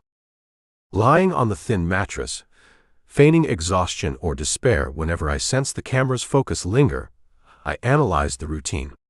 Food trays arrived precisely every 8 hours, slid through the slot by guards who never spoke, never opened the main door unless ordered. Guard patrols passed outside the door at irregular but patterned intervals. Thorne liked controlled randomness. The camera in the corner likely had a blind spot directly beneath it, though getting there unnoticed was the trick. Thorne, in his hubris, probably assumed I had nothing to work with. But even sterile boxes contain potential tools for the desperate. The thin metal frame of the cot, bolted down, but perhaps the bolts could be worked loose over time. The simple plastic spoon left with the bland food trays, flimsy, but maybe it could be sharpened. The wiring conduit for the single light fixture, recessed, but maybe accessible. He'd also made another error born of that same arrogance, underestimating the power of his own lessons. He trained me to find patterns, exploit routines. The food delivery. Precisely on schedule. The guards changed shifts shortly after. During that brief handover, protocols might be slightly relaxed, attention divided. And the camera, its sweep pattern was predictable, lingering slightly longer on the door immediately after the food slot closed. Thorne likely reviewed the logs later, enjoying the perceived futility of my confinement, but real-time monitoring during shift change might be less intense. It took 2 days. 2 days of forced calm, eating the bland food, appearing dormant while secretly working. Using the edge of the metal food tray itself, laboriously scraping and sharpening the handle of the plastic spoon against the concrete floor under the cot, shielded from the camera's main view. It was slow, painstaking work, resulting in a crude but pointed plastic shank. Not much, but better than nothing. Then, the bolts on the cot frame. One was slightly looser than the others. Using the sharpened spoon handle as a makeshift lever, applying steady, painful pressure whenever I thought the camera wasn't directly focused, I worked on it during the night cycle when the main light dimmed. Millimeter by painful millimeter, hour after hour, the bolt began to turn. Finally, just before the next dawn light cycle, it came free. A short, heavy piece of metal. Another potential tool or weapon. The next food delivery was my window. As the tray slid through the slot, I was ready. Crouched below the camera's blind spot, I used the loosened cot bolt, wedging it into the slot mechanism just as the outer door closed, preventing the inner security latch from fully engaging. A tiny gap, maybe a quarter inch, remained. Not enough to see through, but perhaps enough to manipulate the electronic lock's internal wiring if I could reach it. This was the biggest gamble. Thorne's security systems were state-of-the-art. But sometimes the simplest bypass worked best, especially on internal doors not expected to face sophisticated attacks. Using the sharpened spoon handle, probing carefully through the slight gap, I felt for the lock's wiring harness based on standard installation protocols Thorne himself had taught. Found it. Scraped frantically at the insulation, trying to short the connection, praying for a malfunction, a temporary overload. Sparks flared faintly inside the mechanism. The electronic lock clicked, then went dead, disengaged by the short circuit, just as I heard the approaching footsteps of the next guard patrol in the corridor. No time to think. I slammed my shoulder against the heavy steel door. It swung inwards. 2 guards, mid-conversation, looked up in stunned surprise as I burst out of the cell, plastic shank held low. I went for the first one, driving the sharpened plastic hard into the soft spot just under his jaw before he could even raise his weapon. He gargled, collapsing backwards. The second guard fumbled with his sidearm, startled. I didn't give him the chance, using the element of surprise, tackling him hard, driving him into the corridor wall. We went down in a heap. He was bigger, stronger, but I had desperation on my side. I jammed the cot bolt repeatedly against his temple until he went limp. 2 guards down, silently. But how long until they were missed? I stripped one of the keycards, grabbed his sidearm, a standard Cuban military Makarov, better than my shank, and ran, not towards the main elevators Thorne would expect, but towards the nearest emergency stairwell. Upwards. Towards the surface. Sticking to secondary corridors where possible, checking corners, listening. The bunker was eerily quiet on these lower levels, mostly automated systems humming away. I needed information. The arms transfer. Was it still on? When? Where? Luck, or maybe Thorne's lingering overconfidence in his system's integrity, provided a chance. On sub-level 1, I found a small security monitoring station, momentarily vacant. The guard had presumably stepped away for coffee or a smoke break, leaving a terminal logged in, displaying rotating camera feeds from the upper levels and perimeter. A fatal lapse in discipline Thorn would have flayed him for. Ignoring the cameras, I jumped onto the keyboard, frantically searching accessible network directories. No access to logistics or command files from this low-level terminal. But maybe system alerts? Internal memos? I searched for keywords: Andromeda, Fente Phantasma, Rendezvous, Transfer. A hit. A low-priority alert regarding updated routing instructions for supply vessel Andromeda. Not the full plan, not the manifest Thorn had taken, but a string of encrypted coordinates, different from the ones Camilla and I saw earlier, and a revised ETA for the rendezvous point. 18 hours. Less than a day. The shipment was still on, route possibly adjusted after the disruption I caused. I tried to access the decryption key for the coordinates. Access denied. Damn it. I memorized the encrypted string, the new ETA. Partial intel. Better than nothing, but not enough to pinpoint the exact location in the vastness of the sea. A chime sounded, the guard returning. I wiped my presence from the terminal logs as best I could and melted back into the stairwell just as heavy footsteps approached the monitoring station. Too close. I kept climbing, heading for the surface for the maintenance tunnel access point Camilla had used.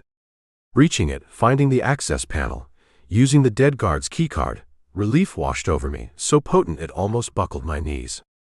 I scrambled up the rungs, pushed open the heavy concrete lid disguised as an environmental monitor, and crawled out into the blessed cool of the Cuban night.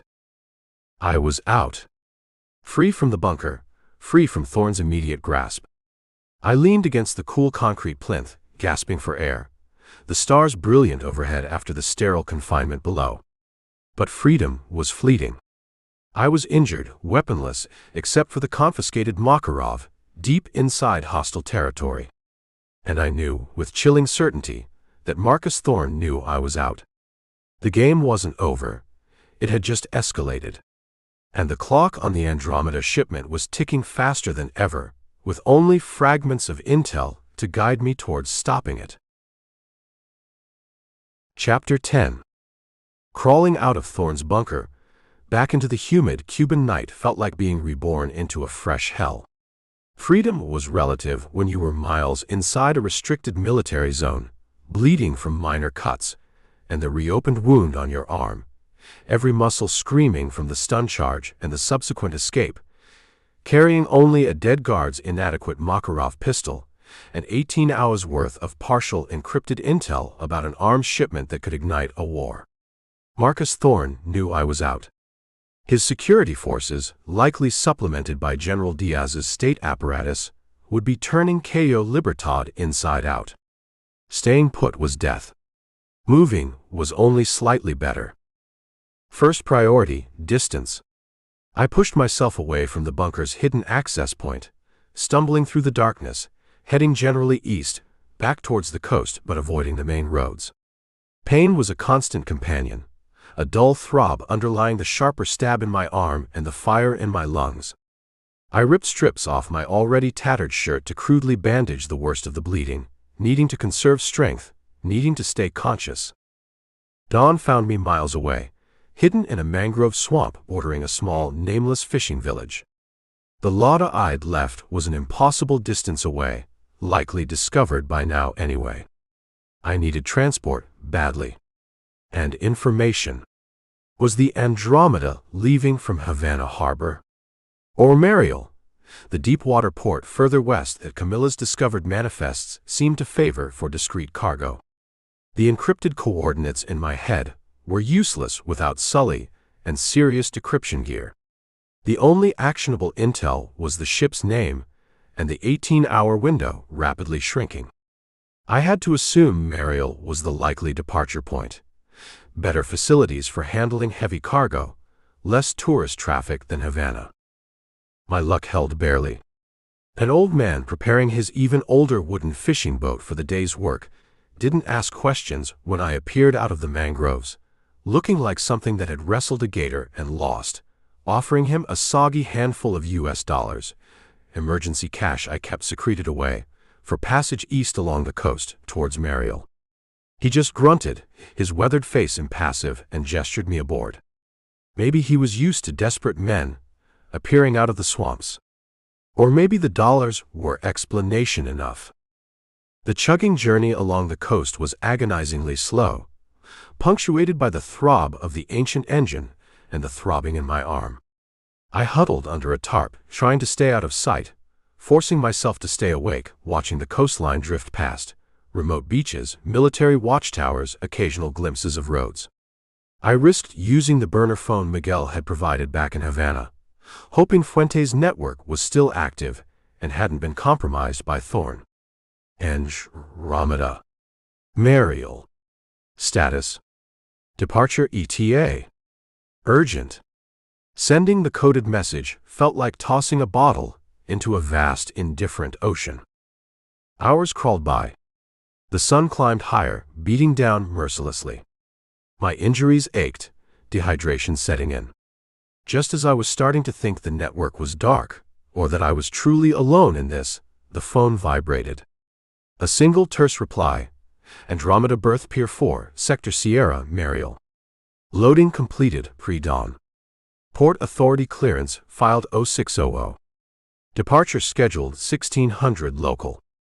1600 hours. 4 p.m. Looking at my watch, factoring in the slow boat journey. I had maybe 6 hours left.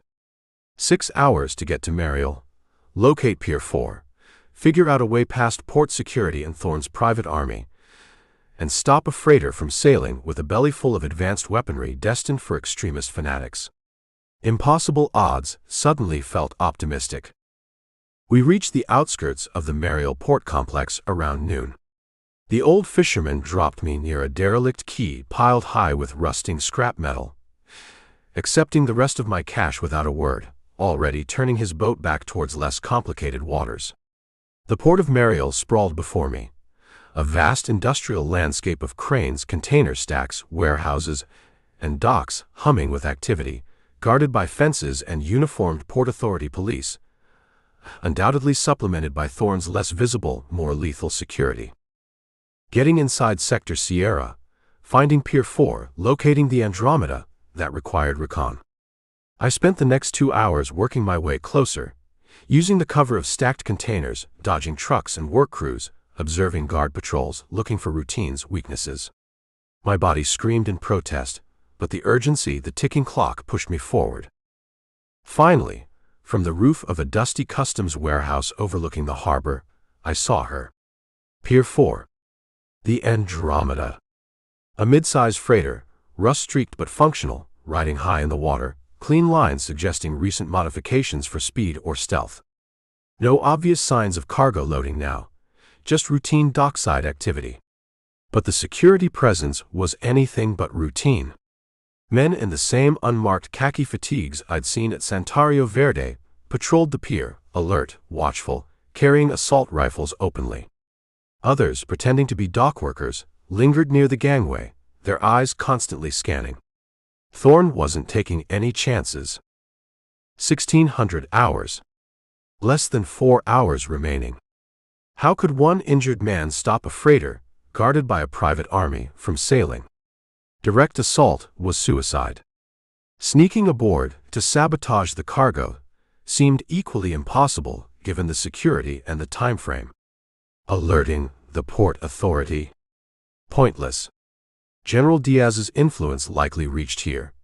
They'd stall, obstruct, maybe even arrest me. My eyes scanned the dockside. Fuel lines running towards the ship for final bunkering. Mooring lines thick as pythons holding the ship fast. Loading cranes now idle, but positioned near the ship's forward holds. Maybe I couldn't stop the cargo itself, not easily. But maybe I could stop the ship. Delay it. Cripple it dockside. Create enough chaos, enough fire, enough damage that sailing became impossible, forcing the authorities, maybe even competing factions within the Cuban government less enamored of Diaz and Thorne, to take notice. It was a desperate, ugly plan, relying on maximum disruption, maximum collateral damage. Set a fire near the fuel lines. Sabotage the primary mooring lines under strain. Use one of the dockside cranes to accidentally drop something heavy onto the deck or bridge. All carried immense risks, likely a one-way ticket. Checking my borrowed Makarov, 8 rounds left. No backup weapon, except the knife strapped to my ankle. No explosives. Just grit, desperation, and the rapidly dwindling time. I looked at the Andromeda, steam already beginning to plume from her funnel as engineers warmed the engines for departure. Looked at the guards patrolling the pier below. Looked at the fuel lines snaking towards the ship. 4 p.m. The deadline felt like a physical weight. Taking a deep breath, ignoring the screaming pain in my arm and ribs, I slipped down from the warehouse roof, heading towards the shadowed underside of Pier 4, towards the fuel lines, towards the fire. The race against time was over. The race to disrupt had begun. Chapter 11. The underside of Pier 4 was a dripping, shadowy maze of thick concrete pilings, rusting conduits, and the pervasive smell of creosote and decay. Above, the heavy thrum of the Andromeda's idling engines vibrated through the structure. Time, 15:40. 20 minutes until scheduled departure. Maybe less if they got spooked. I moved quickly, ignoring the fire in my arm and the deep ache in my ribs, scanning the complex network of pipes running along the pier towards the berthed freighter. Found it. The main fuel bunkering line, thick, greasy, probably pressurized even now for final top-offs. Nearby, massive mooring lines, easily as thick as my thigh, stretched taut from reinforced bollards, holding the ship fast against the tide. Cutting those lines under tension was impossible without heavy equipment. Setting them on fire, maybe. But the fuel line was the faster, dirtier option. A major leak, a potential fire hazard right next to the ship, that had to delay departure, had to trigger emergency protocols, draw official eyes Thorne couldn't easily deflect. I pulled out the heavy Makarov I'd taken off the bunker guard. Not ideal for puncturing a high-pressure fuel line, but it was all I had. Finding a spot offering some cover behind a concrete support, I took aim at a valve junction, hoping a lucky shot might rupture it or at least start a serious leak. Said a silent prayer to whatever deity watches over desperate fools, and squeezed the trigger. The Makarov bucked, the shot deafeningly loud under the pier. Instead of a clean puncture, the bullet ricocheted off the heavy metal valve casing with a high-pitched whine, sparking erratically. Not the result I wanted. But the noise, the spark, it was enough. Ali. Debajo del Mule. A shout from above. There. Under the pier. Figures appeared at the edge of the pier overhead, peering down into the shadows where I crouched. Flashlight beams stabbed downwards. A shotgun blast roared, buckshot peppering the concrete pillar beside me, stinging my cheek with fragments. They knew where I was. No time for the fuel line now. I scrambled back along the underside of the pier, heading towards the stern of the Andromeda, using the pilings for cover as more shots rained down, splashing into the oily water around me. They weren't trying to capture me. They were shooting to kill. Then the Andromeda's horn blasted, a deep gut-shaking sound that echoed across the harbor, followed by the groan of heavy winches and the churning of water near the stern as the screws began to turn. They were casting off. Leaving now, firefight or no firefight. Thorne wasn't letting a minor irritation like me delay his precious arms shipment. I had to get topside. Had to get on that ship, or at least stop it physically. I spotted a thick mooring line still attached to a bollard near the stern, angled tautly upwards towards the freighter's deck, as the ship began to inch away from the pier. A desperate, insane chance. Breaking cover, I sprinted towards the bollard, bullets kicking up splinters from the wooden pier decking around me. I leapt, grabbing the rough, greasy rope, hauling myself upwards, hand over hand, dangling precariously over the churning water between the moving ship and the pier. My wounded arms screamed in protest, muscles tearing, but adrenaline and sheer desperation kept me moving. Figures appeared on the Andromeda's railing above, aiming down. I swung my legs, trying to make myself a smaller target, firing the Makarov upwards blindly, forcing them to duck momentarily. Just as I reached the railing, ready to haul myself over, a familiar voice, cold and precise, cut through the chaos. "Impressive agility, Jack. Even when wounded. You always did have a certain tenacity." Marcus Thorne stood on the pier beside the now empty bollard, having arrived seemingly from nowhere amidst the firefight. He wasn't aiming a weapon. He simply watched me, a slight, almost curious smile on his face, flanked by two more serious-looking guards. Behind him, I saw the burning wreckage of a dockside fuel pump. My ricochet had found something flammable after all, adding another layer of chaos to the scene. "It's over, Thorne," I yelled, clinging to the railing as the gap between the ship and the pier widened. "This shipment isn't reaching anyone." "Optimism," Thorne observed calmly, raising his voice slightly to be heard over the ship's engines and the distant approaching sirens. "Another of your persistent flaws. Did you really think disrupting the communications was enough? That I wouldn't have contingencies? The transfer will proceed." He gestured slightly, and one of his guards raised a rifle, aiming carefully at my already precarious handhold on the railing. No time for talk. Using my last surge of strength, I kicked off from the ship's hull, swinging myself over the railing, landing hard on the steel deck. I rolled, coming up firing the Makarov towards Thorne and his men on the pier, forcing them back from the edge. The ship was moving faster now, the gap widening to 10-15 feet. Thorne didn't flinch from the shots hitting the concrete around him. He simply stepped forward again, his eyes locked on mine, that cold, analytical smile back in place. "You can't stop it, Jack. You're on board a ship controlled by my men, heading into international waters. You've lost." Maybe he was right. But I wasn't done yet.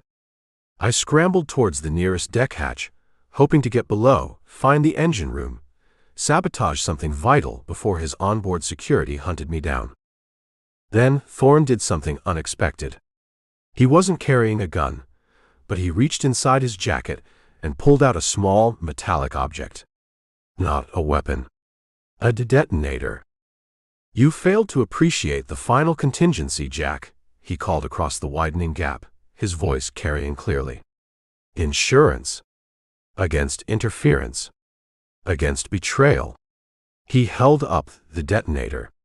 "This vessel carries not only the merchandise for the Phantasmas, but also a significant decommissioning charge, linked to sensitive cargo elements below deck. Enough to ensure nothing falls into the wrong hands. Enough," his smile widened, "to create a truly spectacular incident if necessary." My blood ran cold. He'd rigged the ship to blow. Taking the arms, the crew, me, everyone with it if cornered. The ruthless bastard. "You're bluffing," I yelled back, pausing near the hatch. "Am I?" Thorne countered, his finger hovering over the button. "You forced my hand back at the bunker, Jack. You forced this messy, public departure. Perhaps a dramatic final act is precisely what the current narrative requires. A tragic maritime accident, regrettable but necessary. Was it a bluff? Or was he truly willing to sacrifice the ship, the cargo, his own men, just to deny his enemies, me, Lars's faction, maybe others, the prize? With Thorne, you could never be sure. His games always had layers. Before I could react further, one of Thorne's guards on the pier, perhaps seeing his boss threatened or just following orders, opened fire again. A bullet slammed into my leg, the impact dropping me to one knee on the deck, pain white-hot and blinding. Through a red haze, I saw Thorne hesitate, looking from the detonator to me, then back towards the approaching sirens, visible now as flashing lights cutting through the industrial haze near the port entrance. He made his decision. With a final, almost pitying look in my direction, He lowered the detonator slightly, not activating it not yet, and turned, walking swiftly towards a waiting vehicle obscured by smoke from the burning fuel pump. His guards laid down, suppressing fire towards the port entrance, covering his retreat.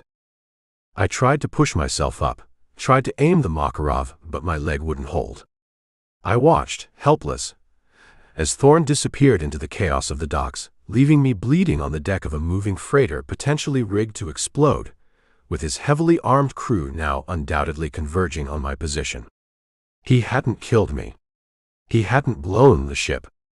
He'd left me wounded, trapped, facing impossible odds, perhaps considering that a more fitting, more ironic end for his former protégé. The crossfire was over for a moment. But the real explosion, literal or figurative, felt terrifyingly imminent. Chapter 12. Pain was a rising tide, threatening to pull me under. My leg was a useless agony below the knee where the bullet had hit, painting the steel deck sticky and dark. Thorn's men were fanning out, their boots pounding closer, drawn by the firefight and my exposed position near the hatch. The Andromeda shuddered beneath me, picking up speed, the lights of Mariel already beginning to recede into the humid darkness. And somewhere below deck, Thorn's final contingency, the decommissioning charge, might or might not be waiting for its cue. Trapped wasn't the word, this was endgame. Except Thorn made one mistake. He assumed leaving me alive, wounded, on a ship full of his men was a guaranteed victory, a final ironic lesson. He forgot another lesson he himself taught me. The desperate man with nothing left to lose is the most dangerous variable of all. Ignoring the searing pain, I rolled, dragging my useless leg, pulling myself behind a thick ventilation housing, just as automatic fire stitched the deck where I'd been lying. They had me pinned. But they didn't know about Thorn's insurance. "He's still alive," one of the guards shouted in Russian. Thorn always preferred professionals who didn't gossip in languages his clients might understand. "Secure him for the Arquitect." Using the ventilation housing as cover, I risked a look. 3 of them, advancing cautiously, weapons ready. Below deck, the real prize, the missile components for the Phantasmas, was heading towards its rendezvous. Stopping Thorn was impossible now. Stopping the shipment, maybe not. If Thorn had truly rigged this ship, the detonation mechanism likely had fail-safes, maybe tied into the ship's systems, preventing accidental triggering but allowing remote activation. Or maybe it could be triggered locally if certain conditions were met. A fire near the sensitive cargo. A catastrophic system failure? It was a long shot, based on nothing but Thorn's penchant for overly complex contingencies. I needed to get below deck. Needed to reach the engine room, or auxiliary steering, or the cargo hold itself. Create enough chaos, enough damage, to either physically stop the ship, trigger Thorn's own trap, or attract attention they couldn't ignore. The guards were closing in. No way past them. I looked around, frantically. Mooring ropes lay coiled nearby. A fire hose station, mounted on the bulkhead. An idea sparked, reckless and probably suicidal. I ripped the fire hose from its housing, twisted the heavy brass nozzle free. Bracing myself against the housing, I pointed the nozzle towards the advancing guards and spun the valve wide open. A high-pressure blast of seawater slammed into them, knocking one off his feet, sending the others staggering back, momentarily blinded and disoriented. It wouldn't stop them for long, but it bought me seconds. Ignoring the agony in my leg, I half-crawled, half-dragged myself towards the nearest companionway ladder leading below deck, disappearing down into the ship's humming bowels just as the guards recovered and opened fire again. Below deck was a maze of narrow corridors, pipes, and machinery. Alarms were likely sounding internally now. Crew members, alerted, would be converging. I moved by instinct, driven by pain and desperation, heading generally aft and down, towards the thrum of the main engines. Twice I encountered crewmen, engineers or deckhands, neutralizing them quickly, brutally, silently with the heavy brass nozzle used as a bludgeon. No time for finesse. Finally, The engine room. Hot, deafeningly loud, vibrating with the power of the massive diesels driving the freighter through the water. One engineer on duty, his back to me, watching gauges. I took him down hard from behind. Now what to break? Smashing gauges wouldn't stop the ship. I needed something fundamental. Fuel lines. Lubrication systems? The main shaft coupling? Spotting a heavy wrench left carelessly on a catwalk, I grabbed it. Went for the primary fuel injectors on the starboard engine, hammering at the hardened steel lines, ignoring the pain shooting up my arm with every blow. One fitting buckled, spraying hot diesel fuel. Another cracked. The engine stuttered, its rhythm faltering. Good enough. I turned to the port engine. That's when the lights flickered, alarms blared louder, and a synthesized voice echoed through the engine room. Alerta. Alerta. Señal de socorro externa activada. Curso desviado. Autoridas navales aproximados. External distress signal activated. Course deviated. Naval authorities approaching. Sully. Somehow, maybe tracking my sat phone's brief connection, maybe monitoring shipping anomalies, maybe pure inspired guesswork based on my last message about Thorn, Sully had done it. He'd sent out the Mayday, likely spoofing it as coming from the Andromeda itself, reporting hazardous cargo, forcing the ship off course and drawing the cavalry. My sabotage might not have been necessary, but it certainly wouldn't hurt the narrative for the boarding party. Time to get out of the engine room before Thorn's remaining crew decided to trap me here. But where to go? Back on deck meant facing capture. Then I saw it. An emergency beacon, mounted near the engine room escape hatch, designed to float free and signal the ship's position if sunk. It wasn't ideal, but broadcasting my position after abandoning ship might be better than capture. Just as I reached for it, the engine room door burst open. Two of Thorn's khaki-clad mercs, weapons raised. I didn't hesitate, hurling the heavy wrench at the nearest one, diving for the escape hatch ladder as they opened fire. Bullets sparked off the metal grating around me. I scrambled up the ladder, slammed open the hatch, and found myself on a lower utility deck near the stern. More footsteps pounding down the corridor towards me. No way out except over the side. Painfully, dragging my leg, I crawled to the railing. Looked down at the dark, churning water of the ship's wake. Looked back at the approaching guards. Far off on the horizon, I could just make out the flashing blue lights of approaching vessels, Coast Guard cutters, maybe Navy. They were coming. With a final glance back towards Cuba, towards the place where Marcus Thorn had once again reshaped my life with betrayal and violence, I pulled the emergency beacon free, activated it, and threw myself over the railing into the cold, dark embrace of the Caribbean Sea. The rest was a blur. Cold, shock, the desperate fight to stay afloat despite the pain, the rhythmic flash of the beacon beside me. Then finally, the blinding beam of a searchlight, the blessed rumble of a powerful engine, hands hauling me aboard a U.S. Coast Guard cutter. Questions I couldn't answer, medical attention I desperately needed, sedation. When I woke up properly, it was days later, in a sterile room that wasn't quite a hospital, wasn't quite a brig. Sully appeared eventually, looking more tired than usual. "You caused quite the international incident, Jack," he said, handing me a cup of lukewarm coffee. Coast Guard boarded the Andromeda, found her crippled, cargo hold damaged from an internal explosion near the bow. My breaching charge back at the dock, apparently more effective than I thought. Crew surrendered without much fuss once Thorn was gone. They secured the missile components. Fente Fantasma is furious, screaming betrayal. General Diaz is denying everything, naturally. Thorn vanished again, clean as smoke. And me. Officially. You were never there. Unofficially, Sully sighed. Certain parties in Langley and State are very interested in your first-hand account of Thorn's operation and his Ouroboros connection. Saved your bacon regarding the Florida warrants for now. National security override. Doesn't mean they trust you. Weeks later, after debriefings I gave minimal cooperation to, and physical therapy that hurt like hell, Sully arranged my quiet release, dropping me back where it all began, the marina, the Sea Witch. Standing on her deck now, feeling the familiar gentle rock beneath my feet, watching the pelicans dive in the late afternoon light, felt surreal.